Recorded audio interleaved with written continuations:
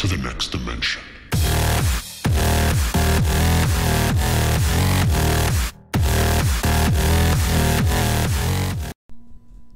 Hey guys, Undercover Dudes, all the way from down, and today I have a review of the new assassin characters and the new assassin weapons that came out for the spiders today. Now the scorpions, we lost by a very big margin, so we really only got a couple cases and stuff like that, nothing much, but the spiders, they won so much, they got all the prizes, and the assassins were part of it.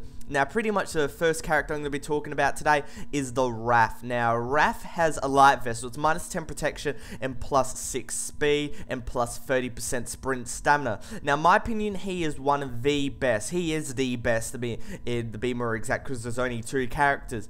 He is the best of the 2, because the minus 10 protection, it really doesn't matter. A plus 6% speed is really good, and the plus 30% sprint stamina is really good. Now, if you go on to Banshee, the female character, she only has a medium vest and plus 30% sprint stamina. Now, medium vest means you don't suffer a protection loss, but that protection loss may only be like 1 more bullet. You might be able to take 1 more bullet, but the thing is, you could evade that 1 more bullet if you have more speed. So in my opinion, it's much better to go with Wraith, and I've been going with him all throughout these clips. I only use Banshee once or twice just to test her out, but Wraith is the guy you're gonna have to go with if you want to get an advantage over everybody else. Now, the first weapon I'm going to be talking about today is the Assualt Crossbow. Now, the Assualt Crossbow has approximately 80 damage. There's no numerical values on the Combat Arms website, so I'm going to just guess from what I can see from the bars. So it's around an 80 damage, about a 35 portability, 45 around there. Fire rates are going to be about 15, maybe a 98 accuracy, and recoil really doesn't count because it's kind of like you pull it back and you load it, so recoil really isn't a big factor, if you know what I mean. Now, pretty much, this Assault Crossbow is horrible. It's the most worst thing out of all these 3 new weapons, or items if you want to be a bit more exact, and pretty much, it's just very bad. And the reason is the 80 damage. You have to shoot the person twice to kill them, or if the person's lit, or you know, got a bit of dropped HP, just 1 shot will be fine. But it's just really bad because you can pull out a sniper rifle and one-shot them with a TPG. You have high accuracy, you have a scope with a sniper rifle. This is just useless. It has absolutely no purpose in the game. The multi where you get all 5 shots shooting at once, it's so inaccurate, it's not funny, and you'll be able to hit absolutely no one. Only when you're literally like a centimeter, maybe half a meter away from a person will it actually be good and you actually get a kill. But for the most of the time, the Assault Crossbow is just a dead weapon. Do not use it and try to avoid it if you want to buy it when it comes out for next. Just completely forget about it. Now, the Explosive Crossbow is much better in my opinion, because what it does, it has 100 damage. It is a solid 1-shot kill in theory. Portability is the same, fire rate's the same, and accuracy is the same.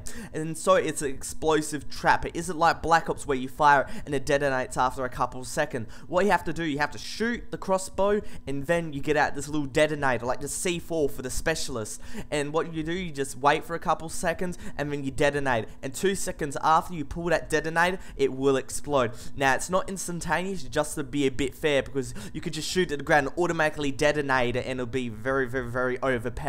So this is a good nerfing for people who don't want to be, facing the people with the explosive crossbow, but the people that have it, it's a bit bad, but still, it can be very useful. And the reason is people behind cover, by crouching behind boxes, you just go and shoot the wall behind them and then you detonate it. They don't know what's happening and they explode because the radius is actually quite large, so it's very good. And to be honest, I have lots of fun. I get lots of kills, as you can see in the gameplay on 6 to 25, so hopefully you guys enjoy that.